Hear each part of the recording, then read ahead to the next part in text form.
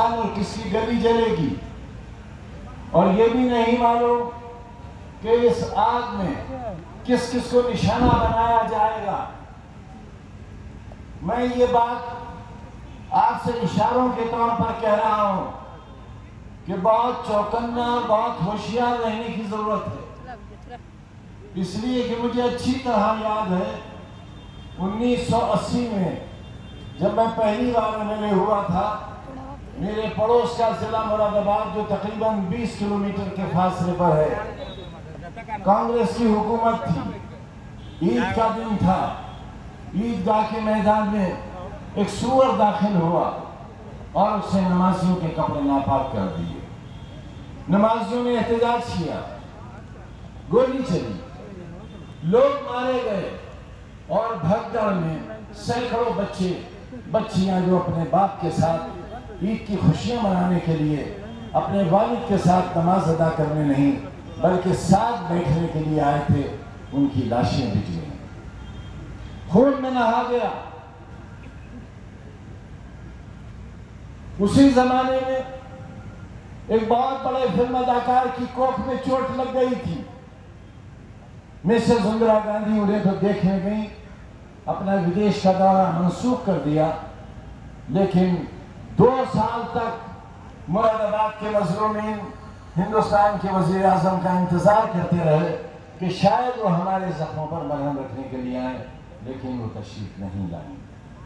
یہاں صرف اتنا ہی نہیں کہنا ہے آپ سے، بلکہ آپ سے یہ بھی کہنا ہے کہ یہ فساد نہیں تھا، یہ پولیس ایکشن تھا، PAC ایکشن تھا، لیکن 8 دن کے بعد مراد آباد کا یہ پولیس ایکشن ہندو مسلم فساد میں بدل گیا اور برباد ہو گئے۔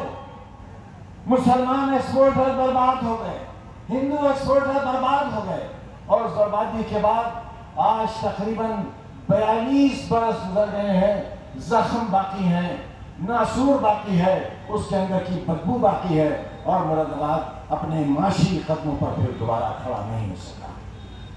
لیکن ایک سبق ملا سب کو، ایک سبق ملا۔ 42 سال پہلے جو سانحہ ہوا تھا اس سے ایک سبق ملا، اور اس کے بعد کبھی ہندو مسلم فساد مراد آباد میں نہیں ہوا۔ میں آپ سے احتیاط برتنے کی ضرور اپیل کروں گا، اور وہ اس لیے کروں گا کہ بہار سے ایک آگ چلی ہے، وہ یہاں بھی داخل ہوگی اور ہو گئی ہے، کہیں ایسا نہ ہو کہ اس کا رخ بدل دیا جائے۔ سیاستدانوں کی عیاریوں اور مکاریوں سے آپ اچھی طرح واقف ہیں۔ سیاستدان اپنے فائدے کے لیے انسانی سروں کا حساب کرتے ہیں، ان کی حفاظت نہیں کرتے۔ آپ کی ذمہ داری بہت دور تک دیکھنے کی ذمہ داری ہے۔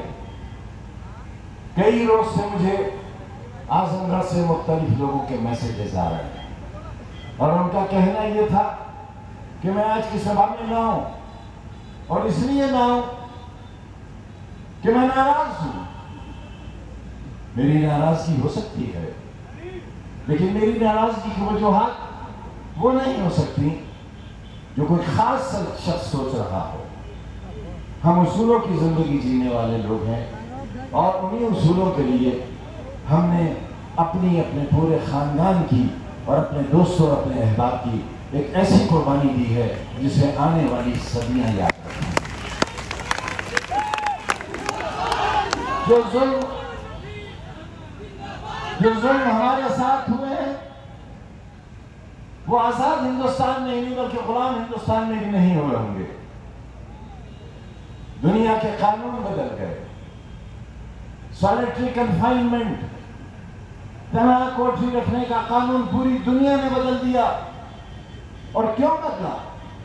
اس لیے کہ دنیا کے تاناشاہوں نے، انسانوں کے دھڑ سے سر اتارنے والوں نے، قطب شہید جیسے لوگوں پر کتے چھوڑ دینے والے اور ان کا گوشت کھا جانے والے، پھر ان کا علاج کرنے، پھر گوشت کھانے والے حکمرانوں نے اتنے انسانیت پر ظلم کیے تھے کہ پوری دنیا یہ فیصلہ کرنے پر مجبور ہو گئی کہ ہم پھانسی کی سزا تو دے سکتے ہیں، لیکن کسی شخص کو تنہا کوٹری میں 3 مہینے سے زیادہ نہیں رکھ سکتے، کیونکہ یہ سزا کسی شخص کی جان لینے سے زیادہ سنگین سزا ہے۔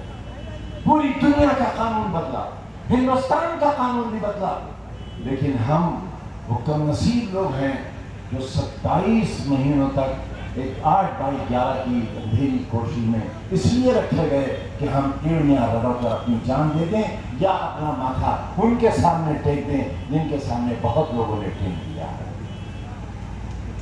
ہم ایسا نہیں کر سکتے۔ بہت سے سمجھوتے آئے ہمارے سامنے، بہت سے حل پیش کیے گئے، لیکن میں اکثر ایک شعر سناتا ہوں لوگوں کو، اس کا موقع تو یہ نہیں ہے لیکن مفہوم اسی سے ملے گا کہ ترک تعلقات کو ایک لمحہ چاہیے، کسی سے رشتہ توڑنے کے لیے صرف ایک چھاؤں چاہیے۔ ترک تعلقات کو ایک لمحہ چاہیے، لیکن تمام عمر مجھے سوچنا پڑا۔ اس لیے دوستوں، رشتے ایسے نہیں ٹوٹ جاتے، کسی سے وابستگی یوں ہی نہیں ہو جاتی، کسی سے تعلق یوں ہی پیدا نہیں ہوتا۔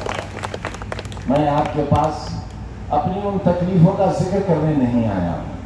میری شکل، میری صحت سے آپ کو اندازہ ہوگا آج میں بہت بہتر حالت میں ہوں۔